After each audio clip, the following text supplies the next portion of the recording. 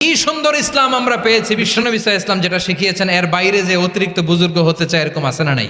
খবরদার, কোন নারীর গায়ে হাত তোলো না, কোন শিশুর গায়ে হাত তোলো না। সীমা লঙ্ঘন, ক্রসিং দ্য লিমিট। সীমা লঙ্ঘন করা ভালো না। We all should know our limits. চিল্লায় বলেন ঠিক কিনা? সীমা লঙ্ঘন করা হারাম। সীমা লঙ্ঘন করা হারাম। আল্লাহ বারবার বারবার আমাদেরকে ওয়ার্নিং দেয়। যখন আমরা থামি না তখন আল্লাহ ধরে, আর যখন ধরে তখন ছাড়ে না। ধরে ধরে ধরে না, ধরলে আল্লাহ।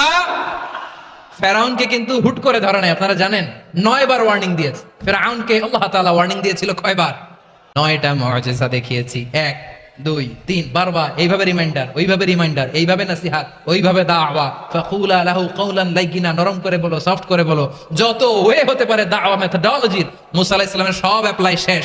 10ম বারে যে আল্লাহ ধরছে, 10ম বারে যে ধরেছে। এজন্য আল্লাহ বলেন আমি সীমা লঙ্ঘনকে পছন্দ করি না। কোরআনের অন্য আয়াতে বাগীকে বলা হয়েছে আল ইতিদা। সীমা লঙ্ঘন যারা করে তাদেরকে আল্লাহ বলেছেন মুতাদিন। সীমা লঙ্ঘনকারীদেরকে কোশ্চিন কালেও পছন্দ করি না। আমরা যেন সীমা লঙ্ঘন না করি। রাজি আছেন তো? যে কোনো ক্ষেত্রে ইবাদতে যেন সীমা লঙ্ঘন না করি। অনেকে আমরা ইবাদতে সীমা লঙ্ঘন করে ফেলি। বিশ্বনবী সাল্লাল্লাহু আলাইহি ওয়াসাল্লাম যেটা শিখিয়েছেন এর বাইরে যে অতিরিক্ত বুজুর্গ হতে চায় এরকম আছে না নাই?